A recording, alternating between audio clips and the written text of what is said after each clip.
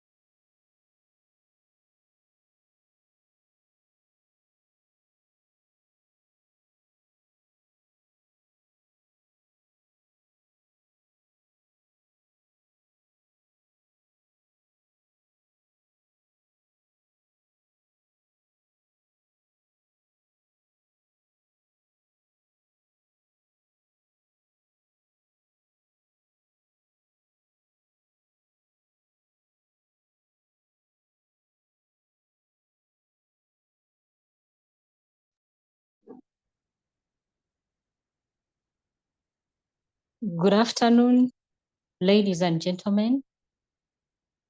Sorry, we are starting late. I had some issues with technology, but that has been resolved. I'm Dr. Amongin Josephine Joan. I'll be your moderator today for this session, which has been organized by the Uganda Association of Psychiatrists And today we are going to be answering an interesting question here, which is, we want to know if it is absent septum pellucidum, autism spectrum disorder, attention deficit hyperactivity disorder, intellectual disability, or all the above that our case today might have. You're all welcome, and we have some housekeeping rules, and those include that all our participants will be muted unless the host asks you to unmute.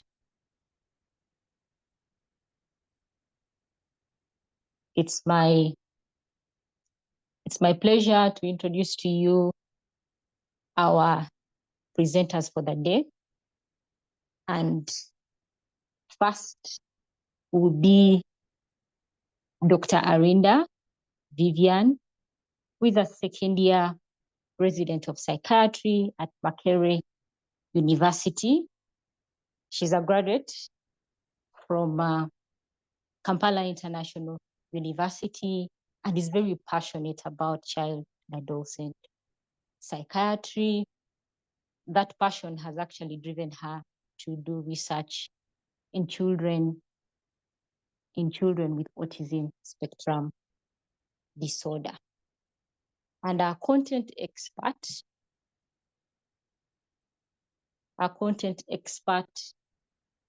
is someone that we are very, I'm certain many of us are very familiar with.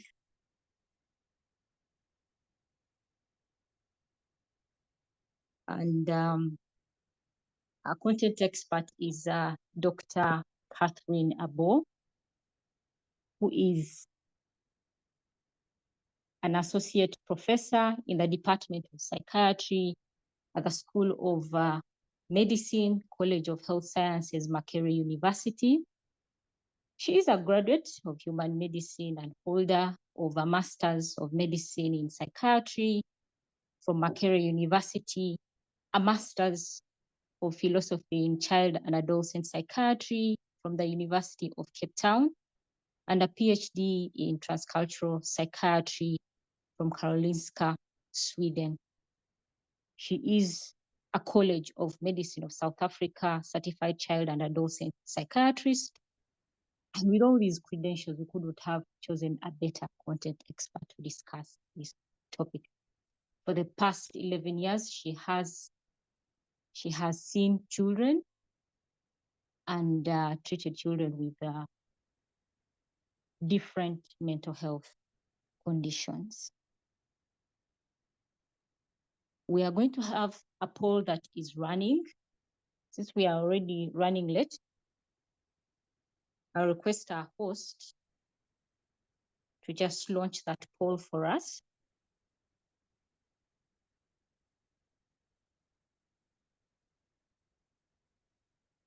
Thank you very much. And while that poll is running, I would like a volunteer. I'd like a volunteer to just give us their expectations. Just a volunteer, you raise your hand and we'll be able to give you a chance to give us your expectations. Just one volunteer, just to give us one expectation. Among the expectations that we already have from the registration, we have most of our participants today would like to know the psychopathology of developmental disorders, where autism spectrum disorder, attention deficit hyperactivity disorder, intellectual disability lie. We also have some of our participants that just want a certificate of participation.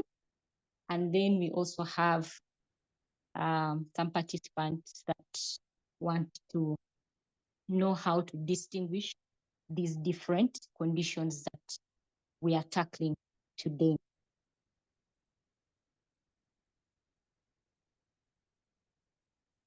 any volunteer to give us their expectation?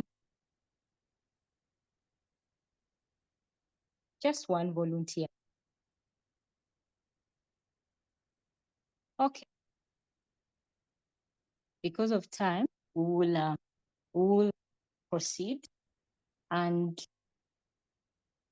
as I mentioned, our guest presenter today is Dr. Arinda Vivian, and I'll give her time to start us off. Dr. Arinda, you may share your screen so that we start with save on time. Thank you.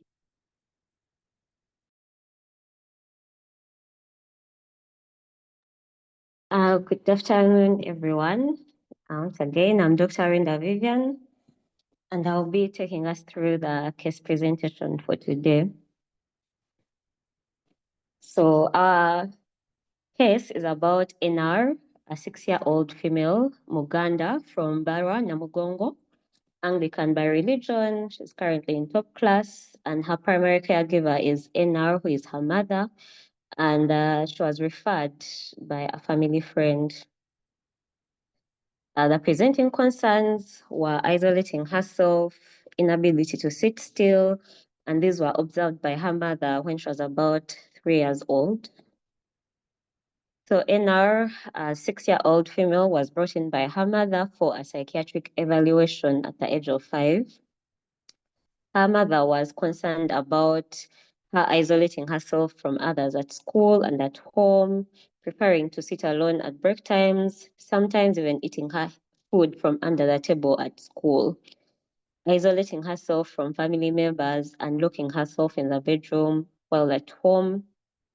This was associated with rotating around a tree for hours whilst talking to herself, putting foreign objects into her mouth and sometimes her fingers if the foreign objects weren't available, sudden bursts of unprovoked crying, no interest in playing with other children, not making eye contact, or not asking for or pointing at things she wants, not able to share things that she finds interesting with others.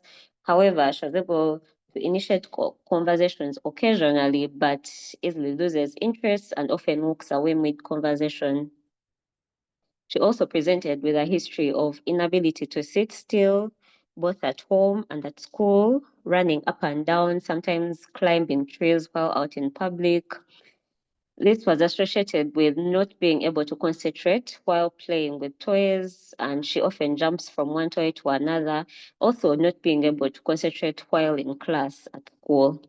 Inability to wait her turn and often grabs things without asking, not listening to instructions, and sometimes does not listen unless she's threatened with punishment, easily losing things, especially at school, difficulty falling asleep with increased talkativeness at bedtime,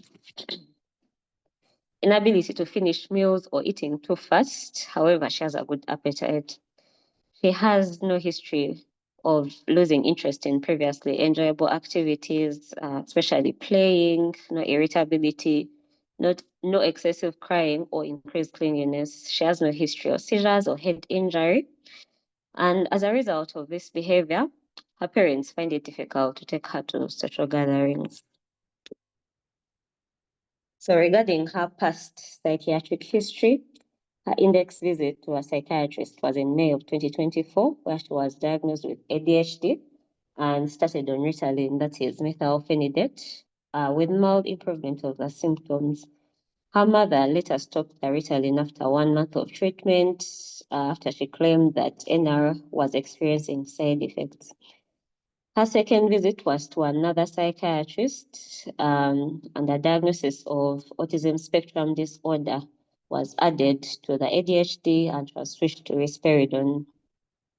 An MRI was also done showing a missing septum pellucidum. An EEG was also done and reported normal findings.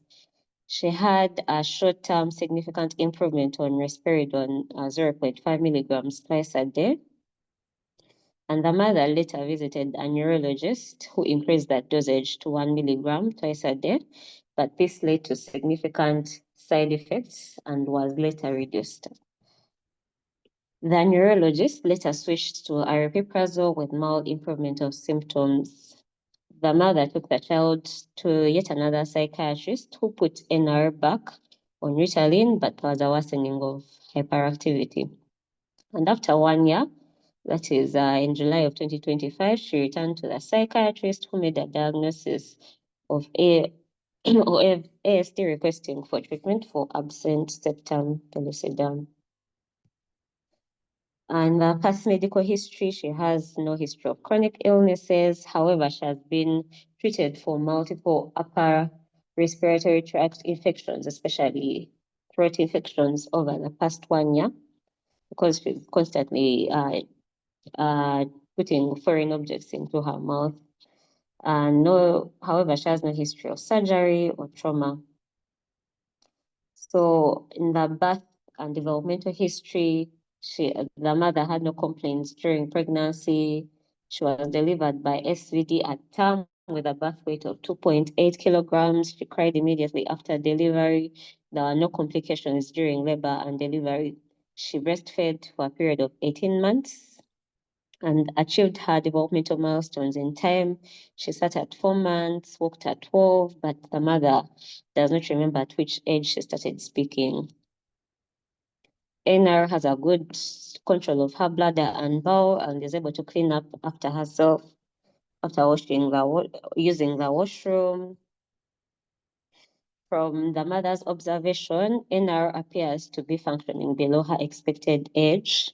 She has no history of severe neonatal or infant illnesses. So NR is the third born of 4 children. Her siblings are reported to have no behavior changes. Her mother is a secondary school teacher and her father is a banker. There is a family history of mental illness. NR's maternal auntie and uncle are both currently being treated for psychosis and are functioning well on their treatment. NR lives with both her parents along with her siblings in an average income household. She gets along with her siblings, though has limited interactions with them. She prefers to be alone most of the time. The main mode of discipline is yelling, and she's occasionally beaten. The family adheres to strict meal times and bedtime, except on weekends. She currently attends nursery and is in top class, however, and she has never changed school.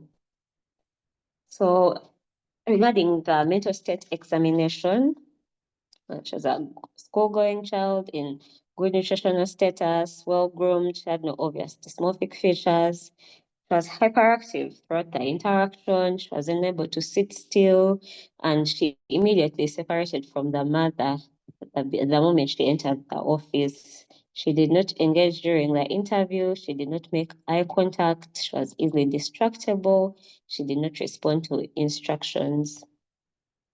She had limited speech and mostly was mumbling to herself and occasionally talking to the mother. Her mood was thymic. She was generally happy, but she had a limited affected range with limited facial expressions, but no signs of self-harming behavior. When she made sentences, her thoughts were coherent and relevant. She had no behaviors that were indicative of a perceptual disorder. Her imaginative or creative play was limited to the physical properties of the materials she was using, like feeding the dolls. She had no use of the materials as independent agents or to represent something else. The physical exam was generally unremarkable. So we made the diagnosis of autism spectrum disorder, attention deficit hyperactivity disorder, and a genesis of septum pellucidum. The differential diagnoses were intellectual disability and social communication disorder. So because NR has not had any consistent management and follow through because the mother has been to different psychiatrists and neurologists. So pertaining the investigations, the brain MRI had already been done, which showed an absent septum pellucidum, and the EEG was normal. And then the baseline blood tests and monitoring of side effects has been planned.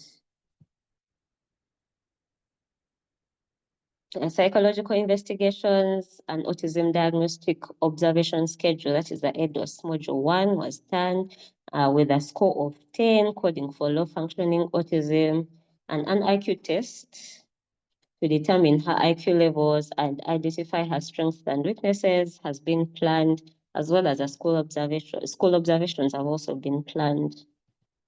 So due to the fact that, as we have heard from the past psychiatric history, there's not been any consistent treatment with one care provider, there has been a difficulty in following up, and she has been on various psychotropic medications for very short periods of time. However, she's currently on risperidone 0.5 milligrams twice daily. Yes, thank you for listening.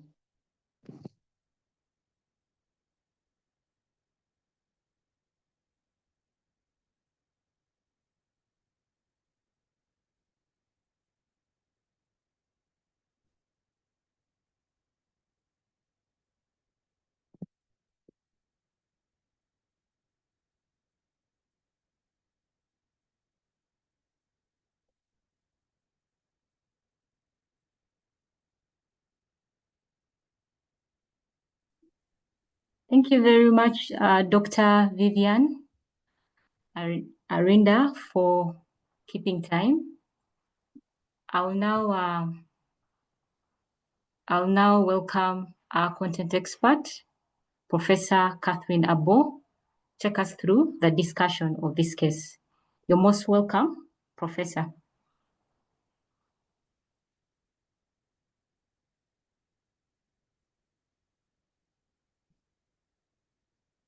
Thank you very much. Let me try to put the slides on slideshow and go to the beginning.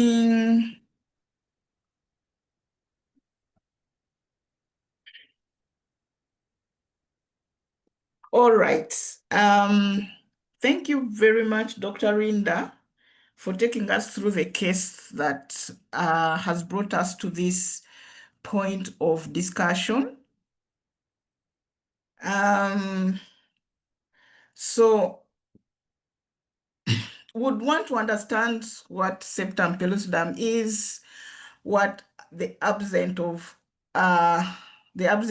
septum pellucidum is, ADHD, ASD, ID, and then what is the connection.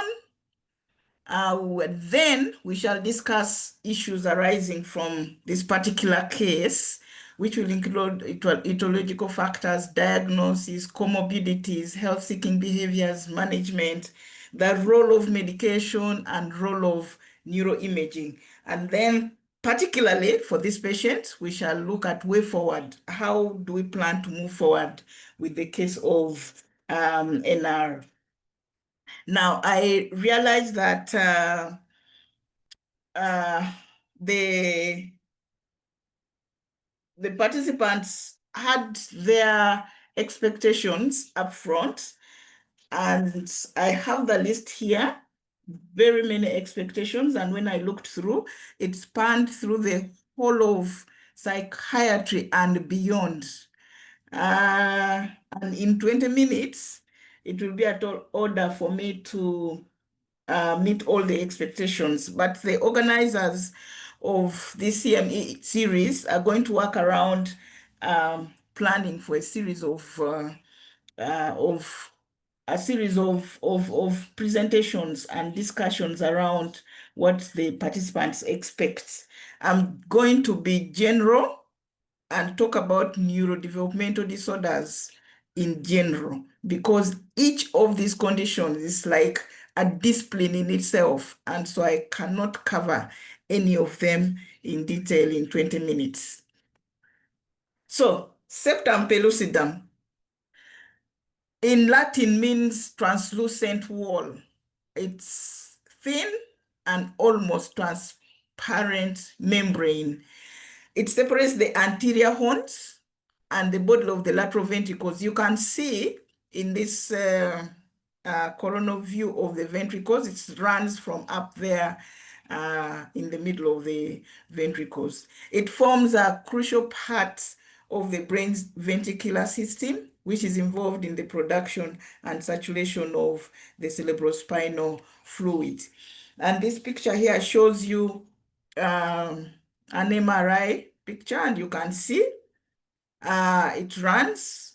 This is how it looks like on the MRI. And on the other side, there is at the lower end of it, there's septal nuclei. Now, there was a question there that I think in the poll, and here comes the answer. That's the septum pellucidum is considered part of the limbic system.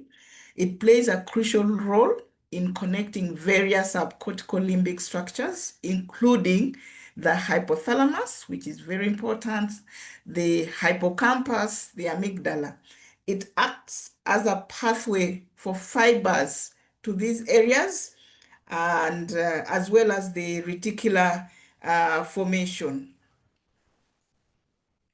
So its precise functioning, or its precise function in the brain is still being studied, like many other aspects of the brain. But what is known is that it is involved in emotional regulation and behavior. And in animal studies, when this part is stimulated, it has shown to evoke feelings of satisfaction, and damage can lead to hyperactivity and aggression. The septal nuclei, which are located near the septum pellucidum at the end of it, are implicated in memory, consciousness, sleep, and emotions regulation, emotional regulation. So what is absence of septum pellucidum? It can either be partial or complete absence of septum pellucidum. It's very rare, and hence the reason why we decided to present this. But also, the mother came asking us to, instead of saying the child has autism, the child has ADHD, perhaps intellectual disability, we need to treat the septum pellucidum, which is absent. And that was her reason for her second coming. But the other reason why we are presenting this case is that it's extremely rare.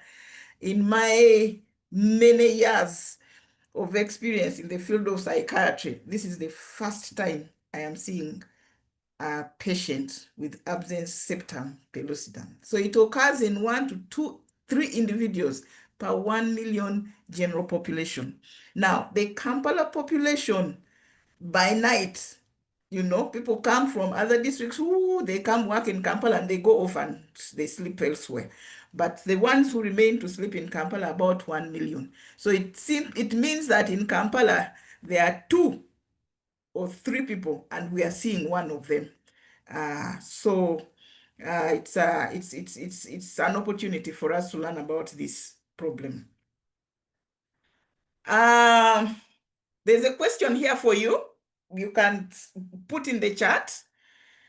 Which of these brain MRI images shows absence of septum pellucidum? There is A, there is B, there is C.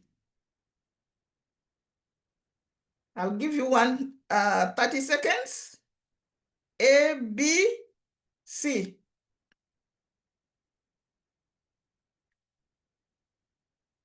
All right, our moderator will pick up the responses.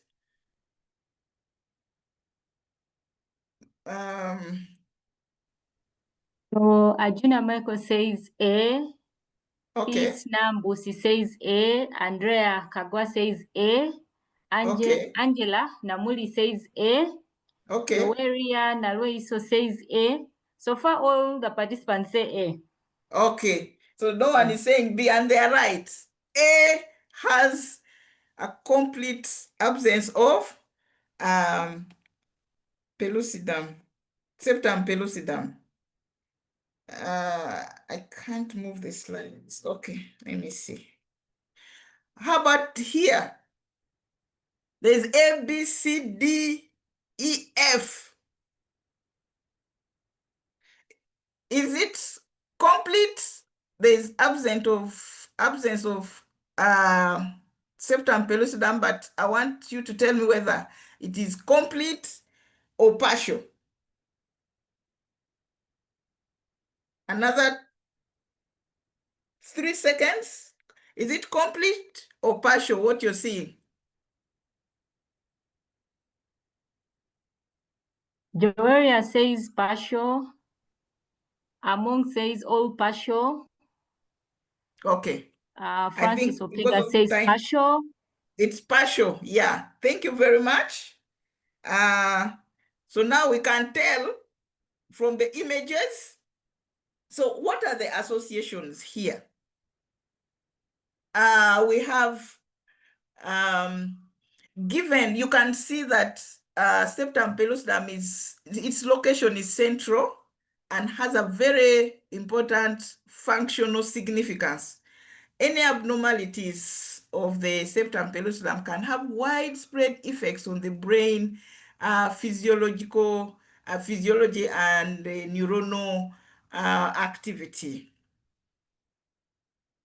And it can be associated with a range of neurological and behavioral conditions. I've seen one case reported of absence of septum pellucidum, and a 46-year-old with seizures, abnormal development of optic disc, rapid involuntary movements, low muscle tone, developmental delays, cognitive, motor, social skills, ADHD, ASD, ID, pituitary deficiencies, hormonal imbalances, and even jaundice. So patients with these anomalies may present with this spectrum of symptoms that can range from mild to moderate, affecting their cognitive, motor, and social skills. And in other studies, the isolated absence of septum pellucidum without other significant neurological deficits may suggest that the anomaly might be an isolated finding rather than part of a broader syndrome. Now, in our presented case, the patient presents with severe forms of behavioral symptoms pointing to a syndrome, perhaps associated with absence of septum pellucidum.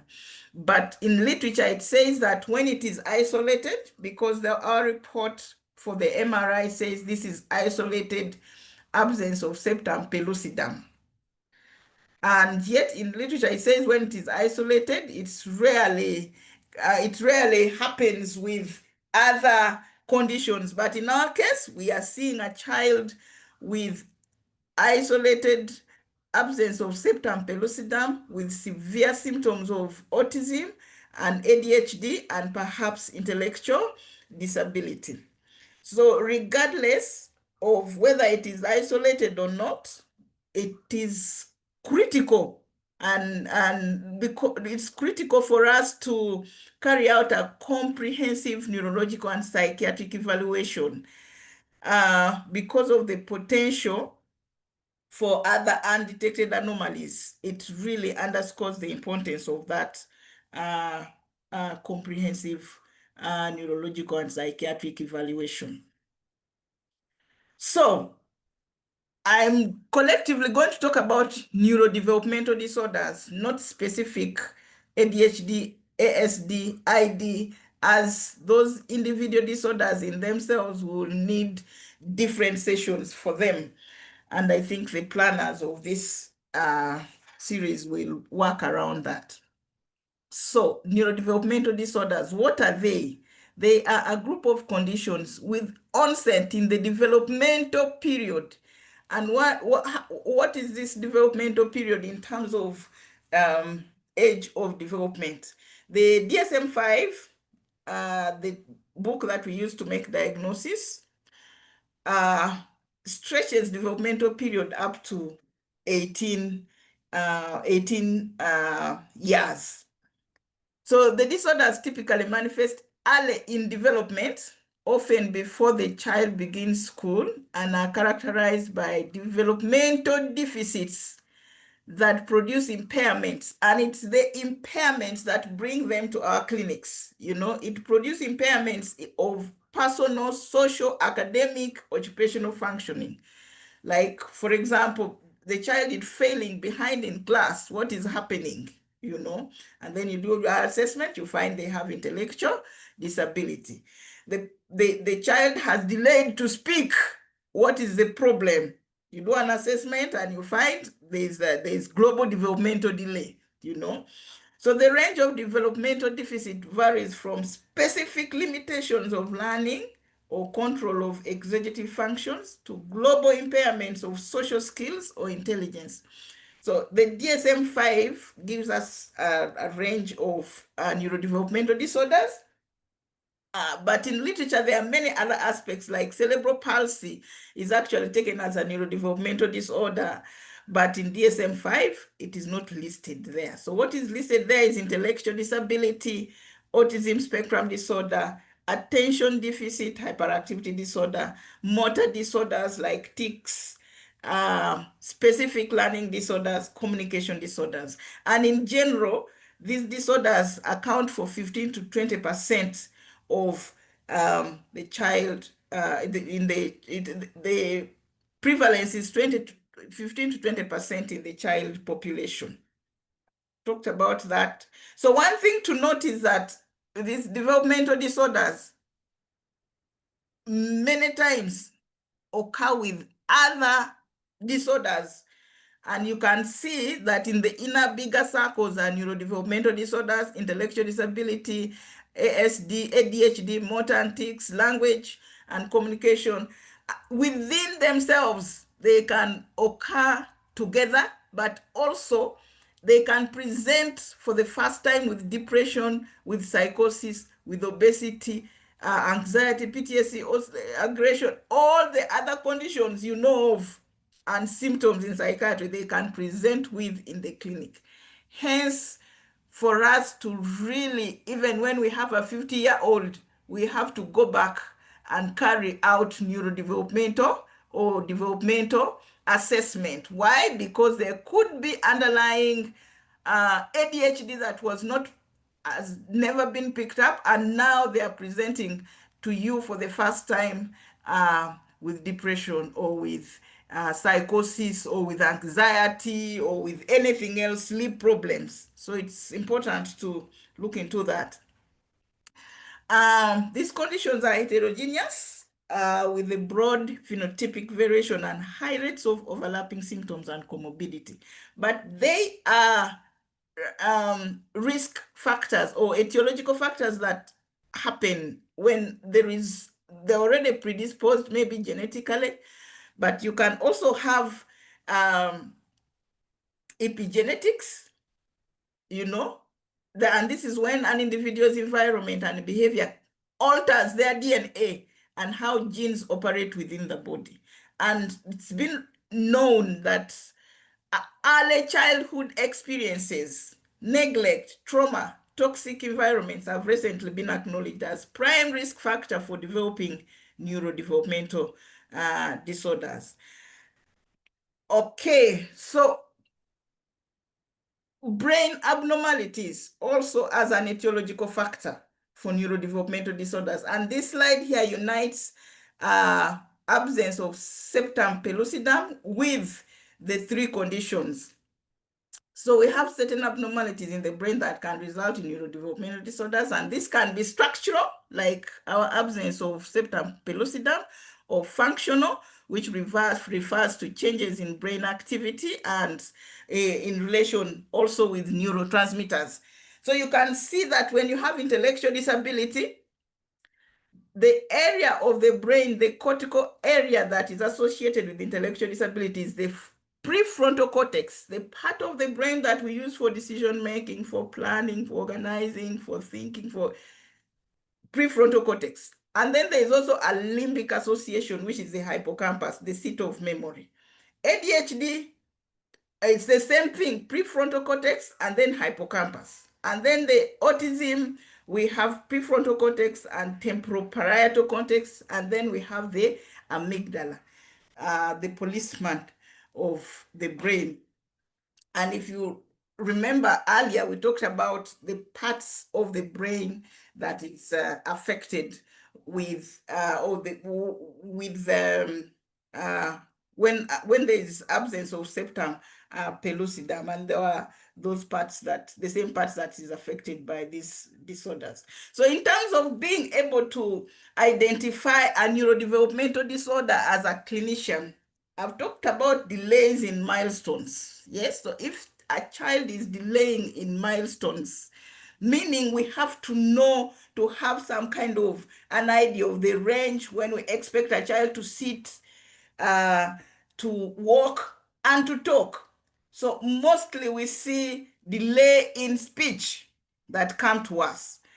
And the most disappointing thing is that even when they come, they would come very reluctantly, and they would tell you that, people around us have been telling us, omwana muleke, aja kuogera, no, even the other one delayed. The other one also delayed. But neurobiologically, we know that there's a window. And once these children are not helped in that window to get them to speak up beyond that, will be an uphill task. And there will not be people to support them. Children who have difficulty in learning, they can't keep up with their peers. They have trouble remembering information, understanding instructions, completing tasks. Behavior problems, aggressive behavior, they're often throwing tantrums, or even when they are violent. Social skills deficits, they lack empathy, they are insensitive to others, poor communication skills, self-control issues, they're impulsive. All these could be pointing at a possibility of a neurodevelopmental problem. Now, when it comes to diagnosis, I already mentioned we must do a comprehensive evaluation. There is no two-way about it. And sometimes it might take us 2 to 3 visits in order to be able to have an impression of what you're dealing with. Management has to be multidisciplinary, and it has to be contextualized. So you can see that in the middle there's a child, but people who are in the multidisciplinary team include pediatricians, psychologists, psychiatrists, educators, speech language therapists, occupational therapists, physiotherapists. Sometimes we bring in religious leaders, there are parents there are extended families, because these conditions are not curable. Parents get exhausted, and we'll need to ask who else is in this child's life so that the parent can have a respite care. So it's important. Then we investigate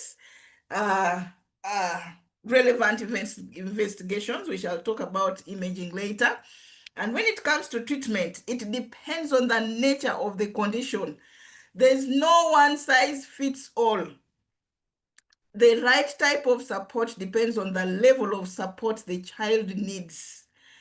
And there's no cure for neurodevelopmental disorders. There are methods that help to manage and control the symptoms and improve quality of life. And the majority will need psychosocial intervention, and there's a role for medication. So you need full clinical psychosocial evaluation, because neurodevelopmental disorders comprise a broad range of different conditions which are diagnosed by meeting the clinical criteria. It's not guesswork. You must know, and you must meet the criteria for diagnosis has to be met. A full developmental and psychiatric history has to be done. Observer reports and mental state exam, assessment of needs, comorbidities, psychosocial circumstances, and assessment of the parents' mental health. And sometimes we even have to bring in the siblings. Okay, so as part of this assessment, I hope I still have some more, a few minutes. We started late, and maybe we'll stretch. I don't know, the moderator will tell us. As part of the clinical evaluation, we are also looking for features that might point to a syndrome. Yeah, not just one disorder, but a collection of symptoms that point to a syndrome. We look for dysmorphic features. You had Dr. Arinda mentioning that our child did not have dysmorphic features. Wide eyes, long face, all things that, you know, big head, a small head, you know, congenital malformations that has been picked already in our child. They've picked absence of septum pellucidum, abnormal head size, unexplained growth abnormalities, family history consistent of Mendelian inheritance, and additional medical comorbidities. Remember, issues that would involve the absence of pellucidum might include metabolic conditions because of the involvement of the pituitary and the hypothalamus. So, in terms of discussion, is there an association between absence of septum pellucidum and psychiatric disorders? We need to answer this question because it will help us. So we note that absence of septum pellucidum is a rare brain abnormality that can either be isolated, as we mentioned earlier, or associated with other congenital brain malformations, mostly the septo-optic dysplasia, SOD. So absence of septum pellucidum has been associated with various psychiatric conditions, including schizophrenia. I found one case on schizophrenia. I found one case of psychotic disorders. I found one case of bipolar disorder and one case of seizures. And if you want to look for those cases, I've given you the references there. And there was also a systematic, systematic review. And they stated in the systematic review that while isolated absence of septum pellucidum may carry a low risk of neurodevelopmental issues, if it is in conjunction with other brain abnormalities as part of the SOD, it is linked to higher risks of various neurodevelopmental impairments and psychiatric conditions. But remember, our patient, the ASP is isolated, but then she has severe forms of neurodevelopmental disorders, comorbidities actually. Okay, so when it comes to help-seeking behaviors, there was a review that was done, a study that was done, and it was looking at child mental illness and help-seeking process, a qualitative study among parents in the Ugandan community. This was published in Child and Adolescent Psychiatry and Mental Health. And they concluded that multifactorial beliefs within the spiritual and biomedical realms about the causes of medical illness lead to multi-sectoral help seeking. But these sectors do not collaborate with each other. Yes, so the patient will go to the traditional healer, will go to church, will go everywhere, go to different, but we do not call, and perhaps that worsens or makes it, exhausts the parents because they go to different places. But our patients, we've not had history of this patient being taken to church or to traditional healers, but I am almost certain that she has been to those places, given my experience. What our patient has been, what has been reported is that she has moved from one hospital to another, from one psychiatrist to another. So parents of children with mental illness may frequently move between hospitals due to a combination of factors. What are these factors? First, there's insufficient and fragmented mental health services.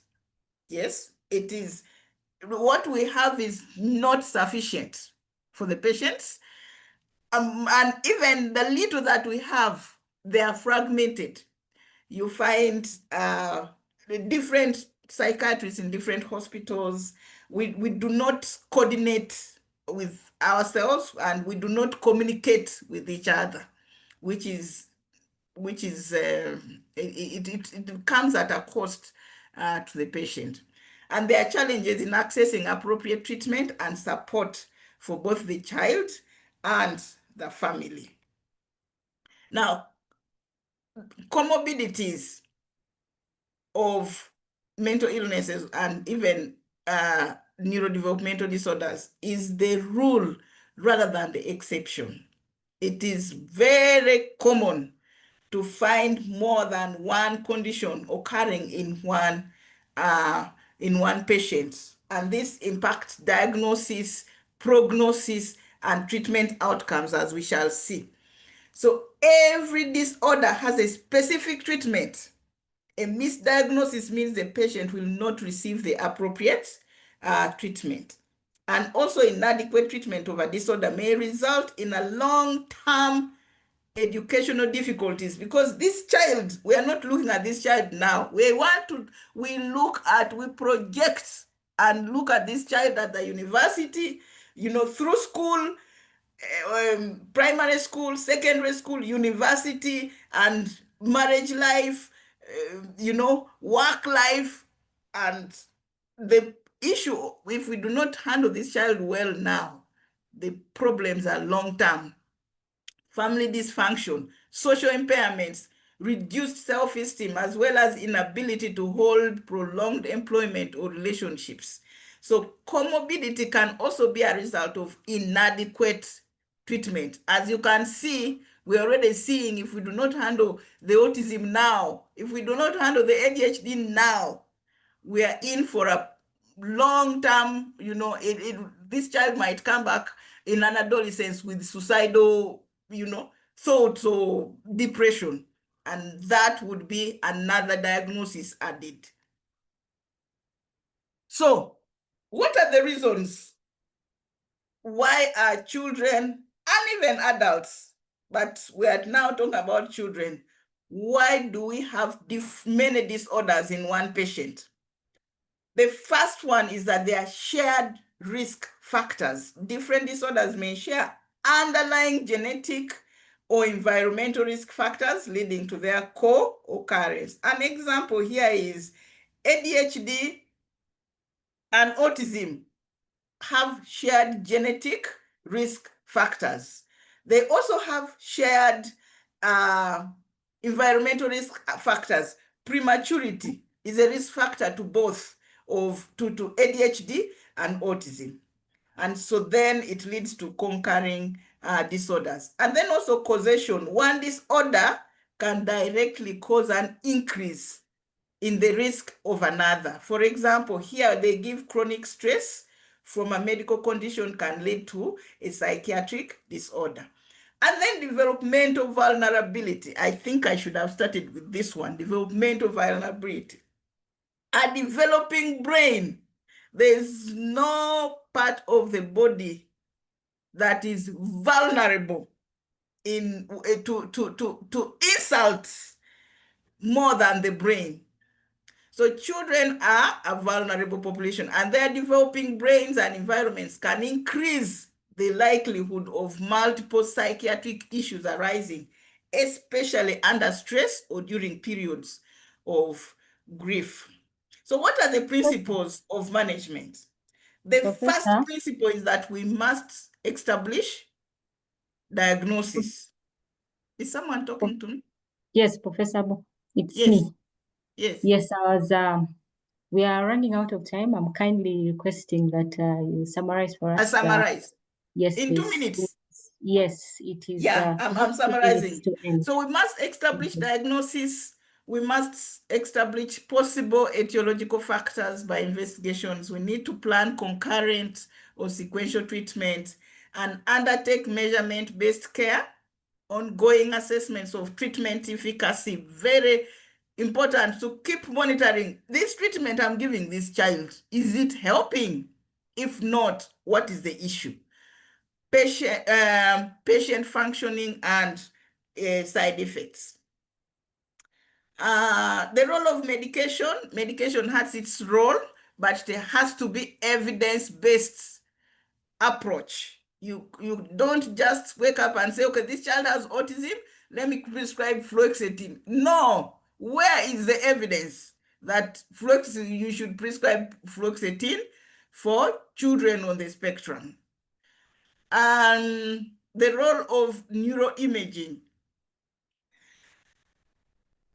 There are no neuroimaging tests in widespread clinical use to diagnose neurodevelopmental neuropsychiatric disorders.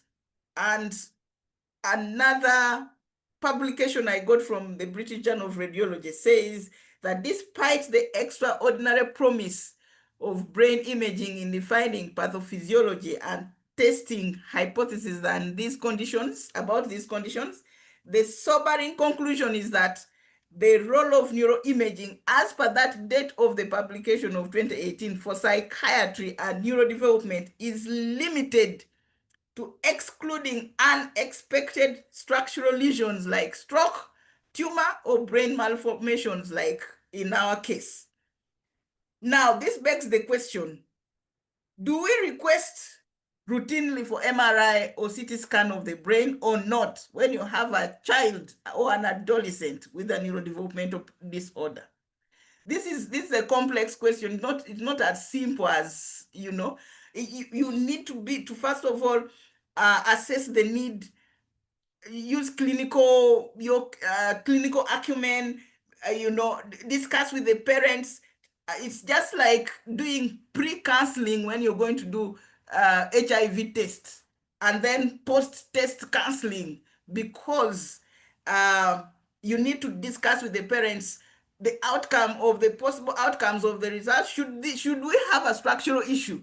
How is it going to affect our management of autism? And I usually tell them that when we have a structural issue, it may not alter our management. It will give us more information, all right, but it may not alter. But there are some structural issues like space occupying lesion, for example. If you have a cyst, sometimes the cysts are removed, sometimes they are not, sometimes they are harmless. So it's important that we take in the resource, the fact that we're in a resource limited environment, although ideally in a resourceful situations, every patient presenting with any symptom, psychiatric symptom, should have a brain imaging scan, and you keep it in your file. 90% might be normal actually, but you put it in your file and I did this scan at this point in time as a baseline. But in our situation here, you have to weigh a lot of things. How will this change my management? Okay, way forward for this child, and then we finish. 2 more slides, we finish. These parents need psychoeducation and support. She came because she wanted me to treat absence of septum pellucidum. And I have, in my life experience, not seen a child with absence of septum pellucidum. And I was like, how is this treated? So I told the mother, you know what, give me 2 weeks. And again, the good thing, the mother has been very, very cooperative and helpful in supporting us to understand how we should support her and her daughter to improve on their quality of life. So we really, with this information now we have and the knowledge, we go back to the mother, we give her this, we talk with her, psych-educate her about the conditions and tell her that, yes, this child doesn't have this thing is absent, However, we need to manage the autism and the ADHD and the intellectual disability. So we need to treat those symptoms. We need to talk about educational interventions, behavior and communication interventions, and follow through with the child. Also remember, there is family history of mental illness. And on 2, I think, aunties are on treatment for mental illness. The mother herself was described as stubborn when she was younger, and she actually talks endless. So we suspect that she could also be have had or kind of like managed or mild to moderate symptoms of ADHD. So there's that aspect there as well that we need to manage.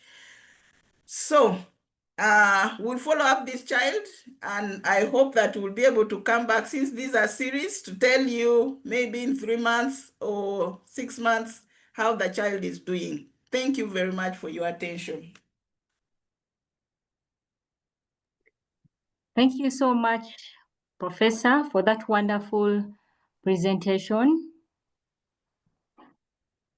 While you were presenting, there were some questions that came through in the chat that I took note of, and we'll straight away dive into the Q&A. While we do the Q&A, our host, I would like you to run a poll, a post-test poll. Thank you. So the first question that we got was from Dr. Mwanguzi Joseph, and this question was answered while you were presenting. It was that what were the clinical features that were stated in the case that were suggestive of ASD? As you mentioned, you were going to give a general picture, a general overview of neurodevelopmental disorders, but Dr. Arinda could tell us some of the features that they based on to diagnose this child with autism spectrum disorder. Dr. Arinda, what were the features? Thank you. So some of the features that were suggestive of autism were mostly her lack of social emotional reciprocity. She was not sharing interests with others.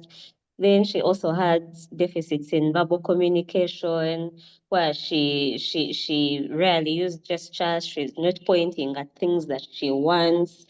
Also, the repetitive behaviors, the repetitive patterns of behaviors, such as rotating around a tree at home for hours while talking to herself.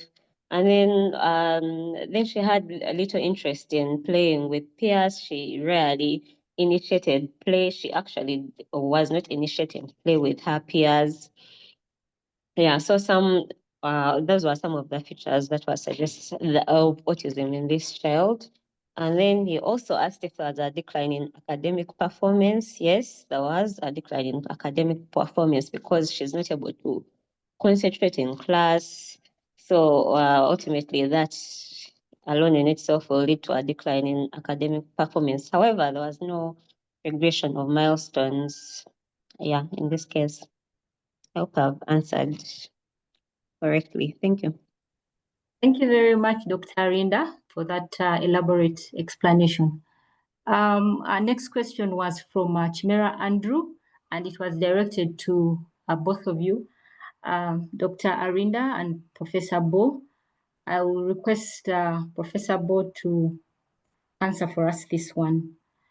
And he stated that, would he be right to conclude that a child can have all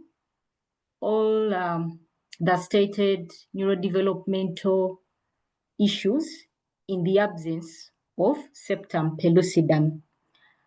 And the follow-up question he had was that are there some specific risk factors that we can mitigate, and is absence of septum pellucidum described in the DSM-5.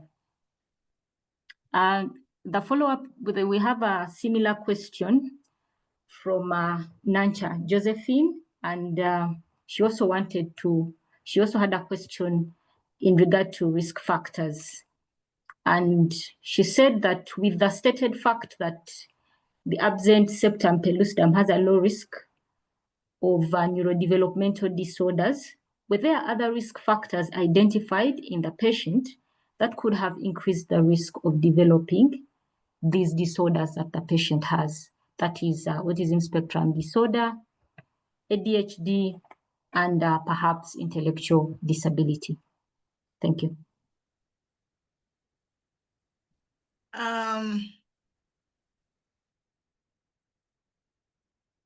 Thank you very much for these questions. I'll start with the first one. And the first one, have I missed out? What the question, the answer to the first question is yes, but I've forgotten the question. Can you remind me the first question you asked? So Chimera Andrew says, would he be right to conclude that a child can have all the neurodevelopmental issues in absent septum pellucidum? Yes. And I think you're right that the child can have all the neurodevelopmental issues as we started with the functioning, the functioning of the septum pellucidum. It is the relay center. It's the relay center for the limbic system. It's part of the limbic system. The limbic system is the seat of emotions. And then it connects, it's the relay center for the parts of the brain that is affected when we have intellectual disability, when we have autism, when we have ADHD. So it's a big possibility, but at the moment we can only speculate, because there's not much in terms of studying or researching in this area with psychiatric. As you can see, there are only like 4 to 5 cases I found in my research, in my literature review. Meaning we can only speculate at the moment, and from our clinical perspective, yes, and from our individual clinical experience, we can say that, you know, the possibility of these two, of septum pellucidum and the neurodevelopmental disorders being associated, is very high. Then there are factors that can be mitigated. If we look at that slide, let me just go back there and I show that slide, this one here. Do you see those factors there? Premature growth, fetal growth restriction, preeclampsia, gestational diabetes, perinatal exposure to substances, infections, toxicants, maternal stress, most of these factors actually. Let's take, for example, deficiency in vitamin D, or iron deficiency, you know. So some of these factors are what we tell mothers and fathers, okay, parents. When you have one child with a neurodevelopmental disorder, the likelihood of having another one is there. So you want to try and mitigate. So we look for factors that can be mitigated. So we tell mothers, prepare your body 6 months before conception. Make sure you are not deficient in any of the micronutrients. Take multivitamins, but particularly take folate 6 months before conception. It actually reduces the risk of having another child with a neurodevelopmental disorder. Yeah. And then the third one was about, what was the third question? The third question was also about risk factors. I think you have addressed it. Okay. Okay, thank you very much. Thank you. Participants, due to time, we are going to request you to send your questions to us via email so that we can respond to them. Thank you very much. And there is a poll that is running. Please participate in it. It will help us in future series. Thank you very much. So thank you for your patience today. And we are also we'll be sharing a link shortly for you to register for the CPD points. Our host will be sharing that shortly.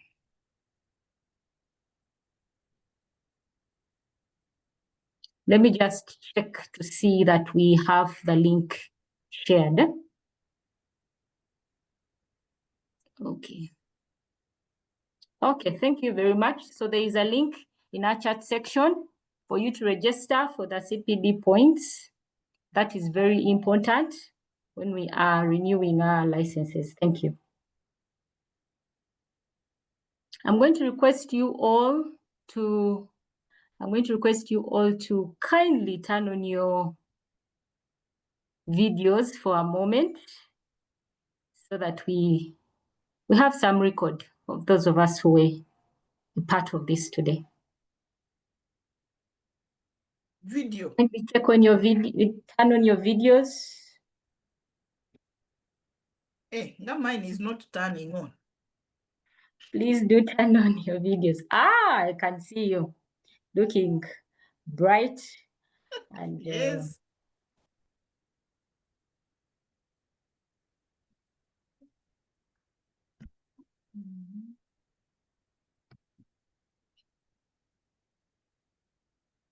Is that enough?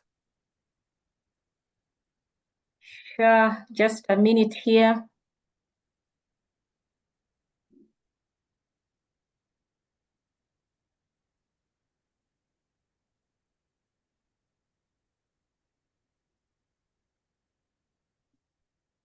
Okay, that will do. Thank Thank you. you very much. Thank you too.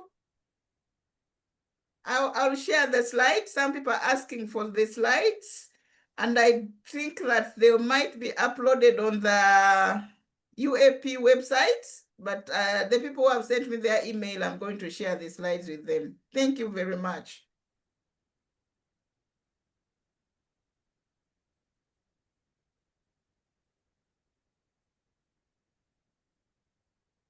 Okay.